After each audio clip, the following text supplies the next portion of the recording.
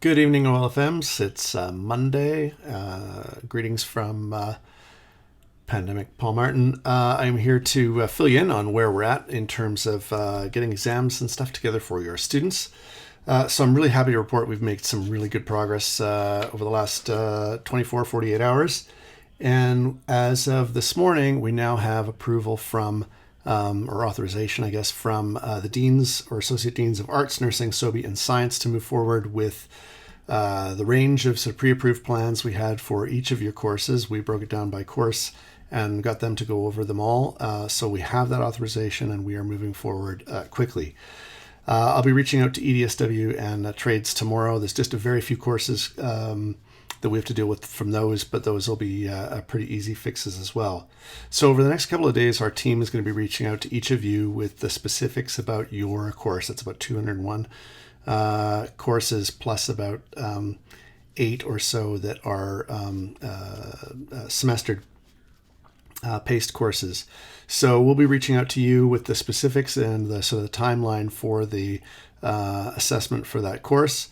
And we'll be working with a number of you to develop those alternate assessments in a way that I hope is going to be really quite quick and straightforward, so we can get these out to your students. So, as you know, the decisions that your deans authorized had to depend on a whole variety of things: course requirements, the percentage already assigned to the final exam, everything from that to accreditation issues or transfer credit where students needed to show a final exam for that course for certain transfer requirements.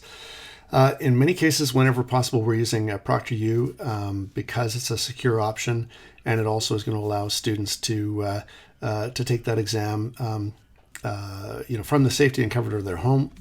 It's a secure option, and it also means that we can reuse these exams moving forward. So as soon as they're in ProctorU, students will be able to finish and move right to the exam without having to wait for an exam period, things like that. So it's a good option. Of course, there's the laws around freedom of protection and privacy, so students do have the option to opt out of that.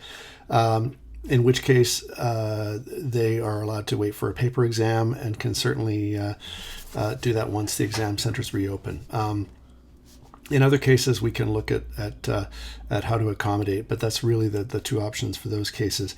In cases where ProctorU wasn't really appropriate or it just didn't work for that kind of course, we're working on alternate assignments, and we had a wide range of them, and we'll be contacting each of you to let you know what direction we're moving in for your course.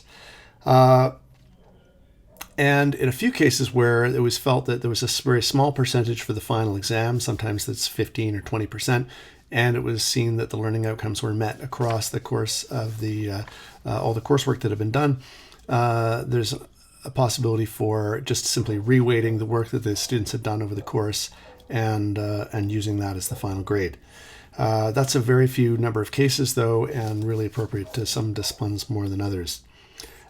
So we really anticipate that the vast majority, and I just say vast majority because there may be some where we just haven't thought of yet, are going to be able to finish those courses and all of their coursework and their exams by the end of April for sure. Some a lot sooner than that. We've even got some that are ready to go probably in the next couple of days. So we'll be reaching out to you individually to let you know where we're at. The other thing I can tell you is that tonight or tomorrow morning, if I need to get it cleared by a few people, we'll be sending out email directly to the 1,751 students who are registered for exams in April. We will give them a broad email first, giving them an update onto where we're at, what's happening with their exams, reassuring them that they will be able to finish. And then in the next couple of days, be able to reach out to them with some of the specifics we're sharing with you about those courses, and hopefully a bit of a rough timeline for them.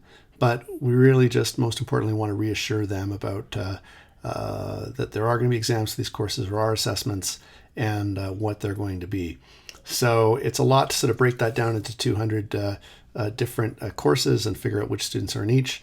But we've got a complete list, and we're working on that right now. So really making some significant action there, and we will be in touch with you very specifically about the solutions for your course very, very soon. So thank you for your patience. Really appreciate that. We are working really, really hard on this, and trying to get this all out of the way for all of us as quickly as we possibly can. And our goal is to really help get students through. And so we've been corresponding with students as much as we can, but now we can finally give them some pretty good general details about where we're going, and then in the next few days, some real specifics. So thank you again for your patience. Please email me with any questions that you have. We'll try to get back to you as soon as we can.